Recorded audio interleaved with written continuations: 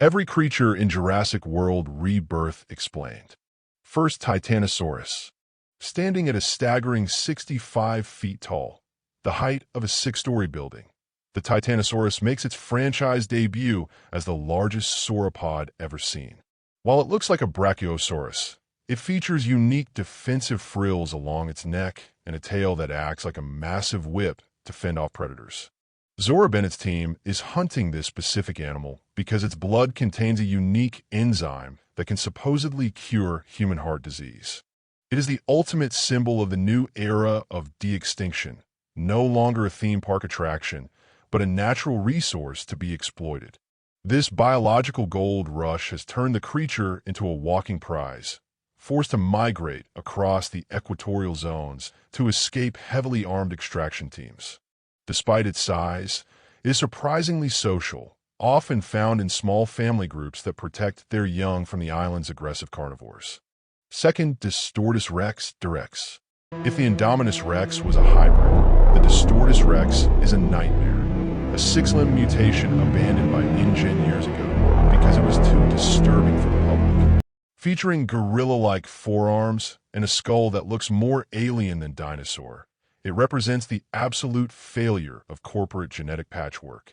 Director Gareth Edwards described this creature as a TRex designed by H.R. Geiger, as it roams the abandoned research complex in constant pain. It doesn't hunt for food.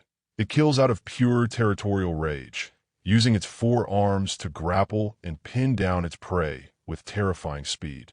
Its pale, translucent skin allows you to see the flickering heat signature of its internal organs, making it a ghost in the dark hallways of Site C.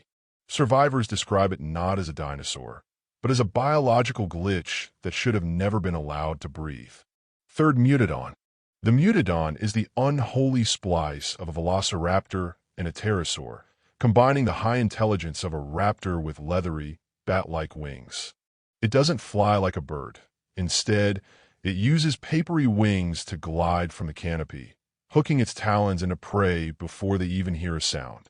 These creatures act as the security system for the abandoned InGen complex, herding survivors into underground tunnels.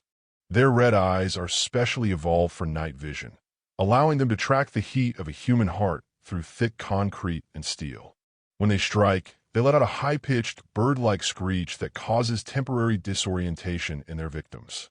They represent the final stage of Site C's evolution, a predator that has conquered both the trees and the ground. Fourth, Spinosaurus.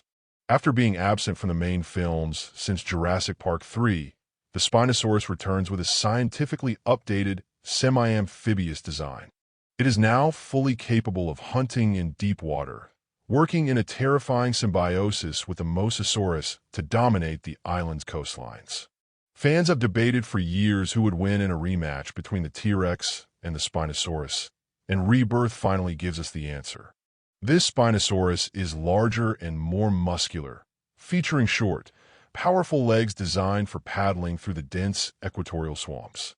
Its sail acts as a thermoregulator, allowing it to spend hours submerged in cold water while waiting for a boat to pass overhead. It remains the only predator on the island that doesn't fear the Tyrannosaurus, making it the ultimate wild card in the exclusion zone. Fifth, Quetzalcoatlus. The Quetzalcoatlus remains the largest known flying creature to ever live, but in Rebirth, its size is comparable to a modern F-16 fighter jet. It is one of the three colossal species the extraction team must sample, though they target its eggs rather than face an adult. When on the ground, it stands 16 feet high, using its long, 6-foot beak to snatch up anything that dares enter its mountain territory. Its skin is covered in a fine layer of pycnofibers, giving it a fuzzy, almost mammalian appearance that helps it survive at high altitudes. During the film's climax, it launches a brutal aerial assault on the rescue helicopter, clipping the rotors with its massive wings. It represents the danger of air-based evolution, a predator that can strike from anywhere at any time. Sixth, Mosasaurus. The Mosasaurus is the first creature the team tracks down, billed as the jaws of the late Cretaceous period. Measuring over 100 feet long and weighing 40,000 pounds, it is not a dinosaur, but a massive marine reptile built for carnage.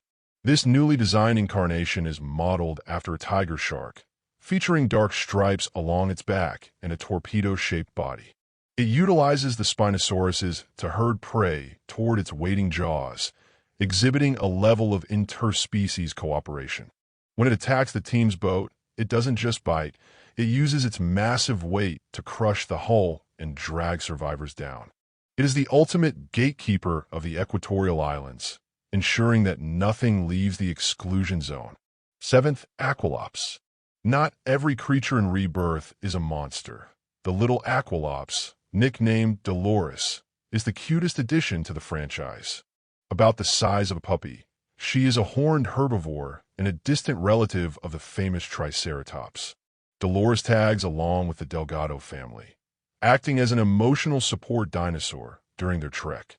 Despite her small size, she provides an early warning system, using her keen sense of hearing to detect predators. She is one of the few pure, non-mutated species left on the island, representing the original beauty of de-extinction. At the end of the movie, the family takes her home, making her the first dinosaur to live peacefully in the city. Tyrannosaurus Rex, TRex. It wouldn't be a Jurassic film without a classic TRex, and Rebirth features a massive new monarch of the Site C ecosystem. This TRex is a mix between the classic Rexy look and the more feral buck from the Lost World. Its first appearance is unexpected, catching the Delgado family off guard as they prepare to launch a raft.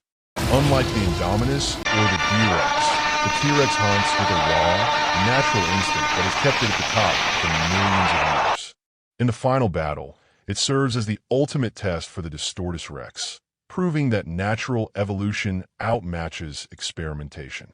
It remains the sovereign supreme, the face of the franchise, and the true ruler of the Jurassic world. This is the narrator, just to give you all a notification that we're going to continue the series of various movie characters, scenes, or specifications explained, so stay tuned. Thanks for watching.